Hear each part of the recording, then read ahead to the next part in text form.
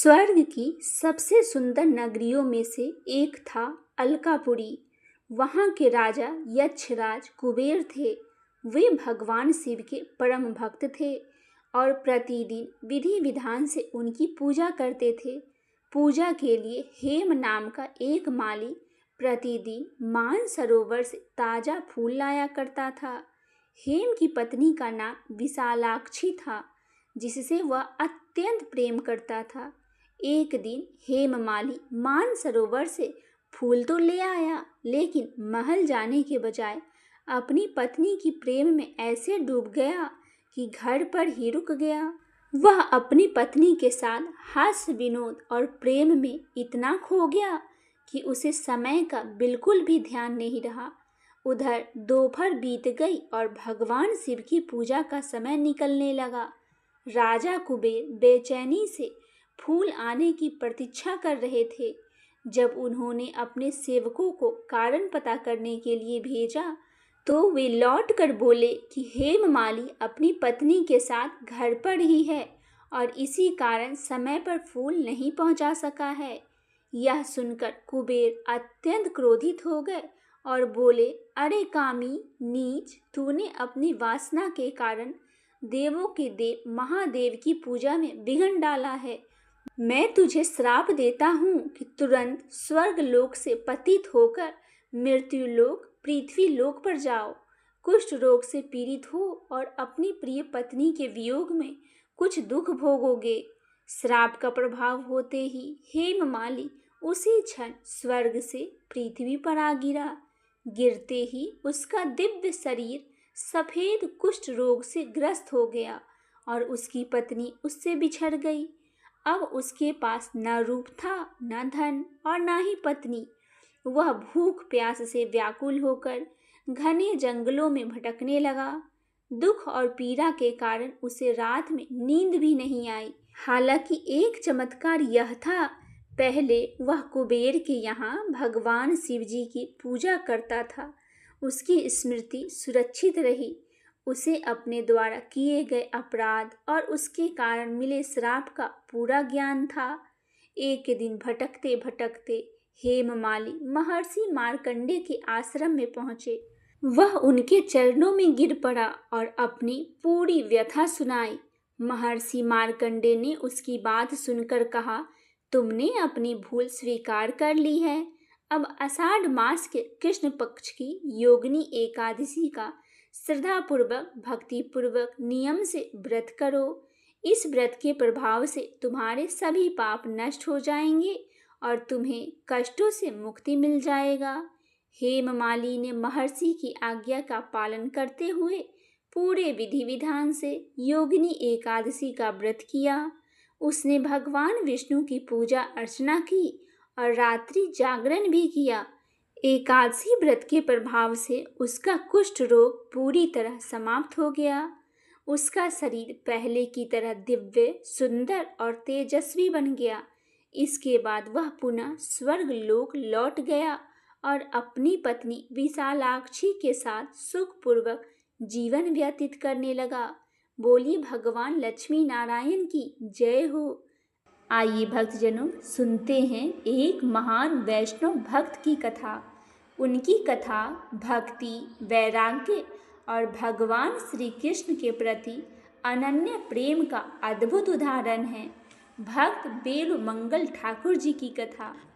बहुत समय पहले दक्षिण भारत में एक विद्वान ब्राह्मण परिवार में बेलमंगल ठाकुर नामक बालक का जन्म हुआ। बचपन से ही वे अत्यंत बुद्धिमान, वेद शास्त्रों के ज्ञाता और धार्मिक प्रवृत्ति के थे। उनके माता पिता चाहते थे कि वे एक महान विद्वान और धर्मात्मा बने। उन्होंने उन्हें उत्तम शिक्षा दिलाई और धर्म कर्म के संस्कार दिए। समय बीतने के साथ बेलमंगल युवा अवस्था में पहुँचे। वे विद्या और धन संपत्ति से संपन्न थे, परंतु उनका मन संसार के मोह में फंस गया। उस समय नगर में चिंतामणि नाम की एक अत्यंत सुंदर नर्तकी रहती थी। बेल्वमंगल उसके रूप और आकर्षण में इतने मोहित हो गए कि दिन और रात उसी के विषय में सोचते रहते थे। एक दिन उनके पिता का श्राद्ध था। श्राद्ध का कार्य पूरा होने के बाद भी उनका मन चिंतामणि से मिलने के लिए बेचैन था। उसी रात भयंकर वर्षा हो रही थी। नदी में बाढ़ आई हुई थी और चारों ओर अंधकार छाया हुआ था। फिर भी वे चिंतामणि के घर जाने के लिए निकल पड़े। नदी पार करने के लिए उन्हें कोई नाव नहीं मिली। तब उन्होंने बहते हुए एक शव को लकड़ी समझकर पकड़ लिया और उसी के सहारे नदी पार कर गए। जब वे चिंतामणि के घर पहुँचे तो दरवाज़ा बंद था। वे दीवार पर लटकती हुई एक वस्तु को रस्सी समझकर ऊपर चढ़ गए। बाद में पता चला कि वह रस्सी नहीं बल्कि एक जीवित सांप था। जब चिंतामणि ने यह सब देखा तो वह आश्चर्यचकित रह गई।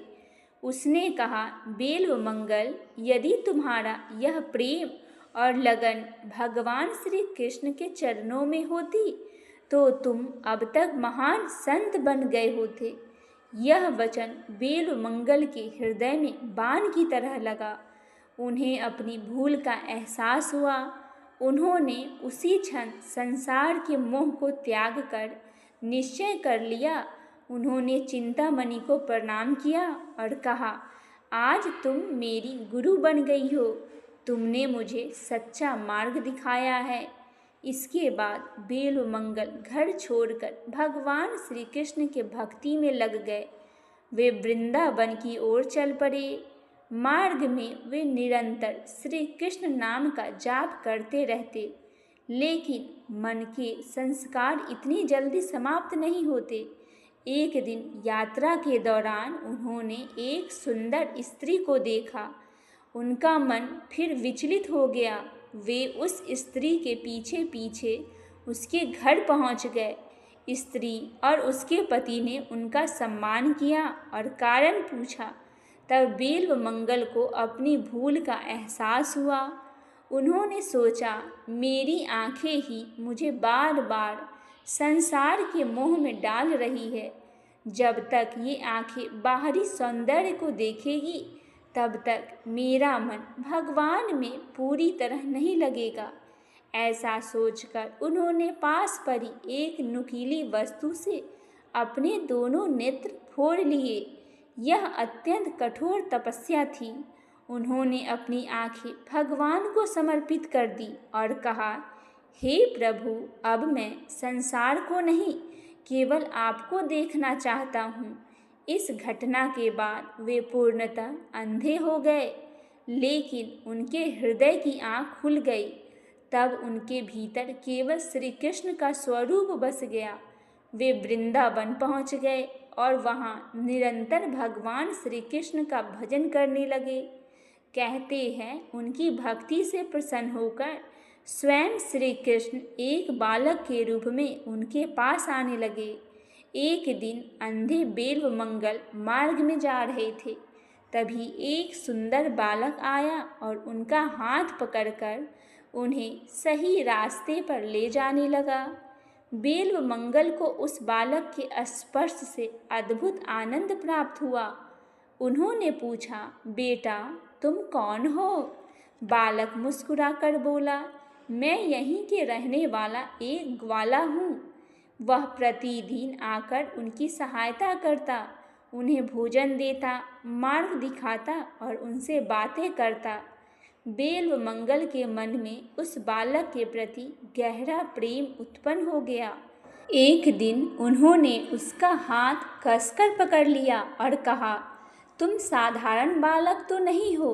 तुम्हारे स्पर्श से मुझे दिव्य आनंद मिलता है। बताओ, तुम कौन हो? तभी बालक ने अपना हाथ छुड़ाने का प्रयास किया और मुस्कुराकर कहा, मेरा हाथ छोड़ सकते हो, लेकिन मेरे हृदय को नहीं छोड़ सकते। यह कहकर वह अंतर ध्यान हो गया। उसी क्षण बेल्वमंगल समझ गए कि वह स्वयं उनके आराध्य भगवान श्री कृष्ण थे। वे रोने लगे और पुकारने लगे, हे कान्हा, एक बार फिर दर्शन दीजिए।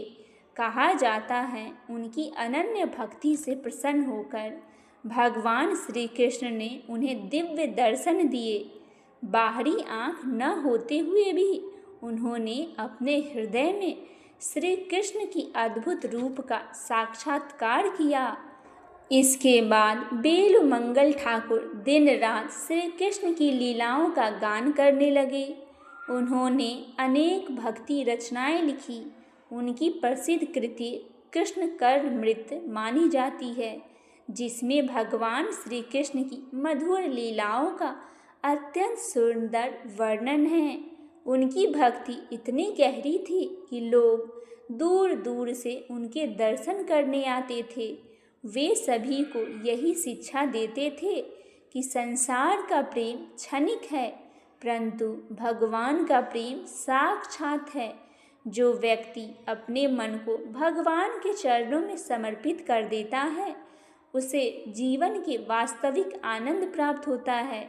अंततः अपने जीवन के अंतिम दिनों में वे निरंतर श्री कृष्ण नाम का जाप करते रहे।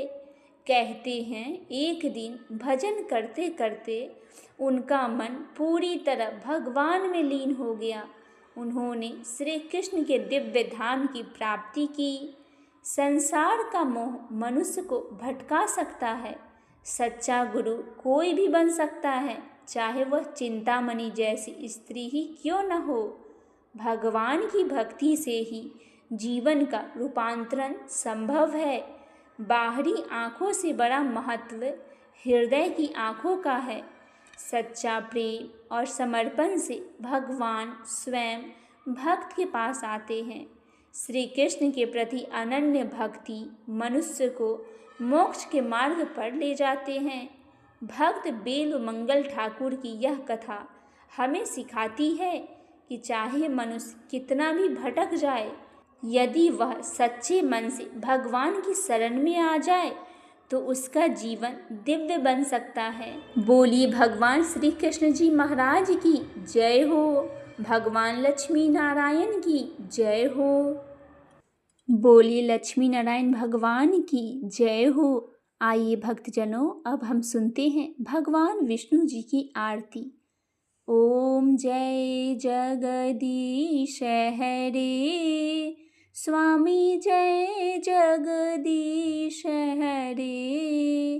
भक्त जनों के संकट क्षण में दूर करे। ओम जय जगदीश हरे। जो ध्यावे फल पावे, दुख बिन से मन का। सुख संपत्ति घरे आवे, कष्ट मिटे तन का। ओम जय जगदीश हरे। माता पिता तुम मेरे, शरण गहु मैं किसकी। स्वामी शरण गहु मैं किसकी।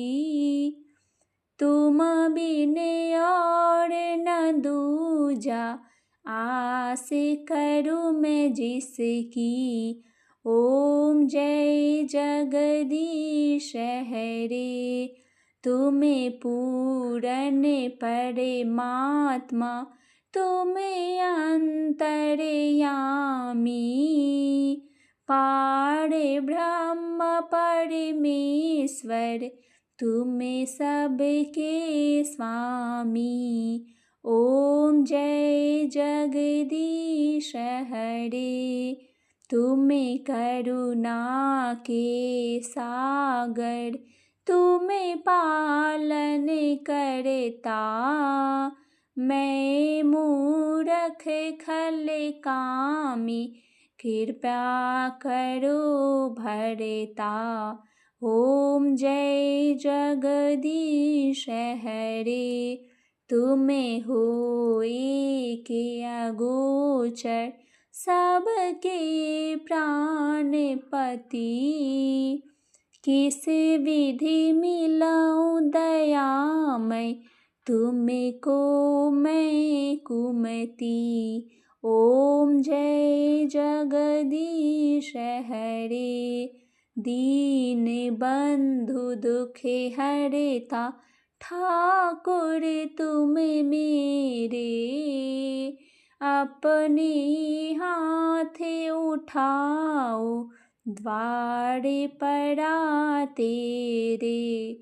ओम जय जगदीश हरे, विषय विकार मिटाओ पाप हरो देवा।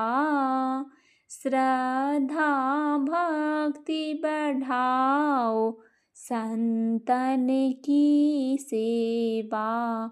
श्री जगदीश जी की आरती जो कोई नर गावे, स्वामी जो कोई नर गावे। कहत शिवानंद स्वामी सुख संपत्ति पावे। ओम जय जगदीश हरे, स्वामी जय जगदीश हरे। बोली भगवान लक्ष्मी नारायण की जय हो।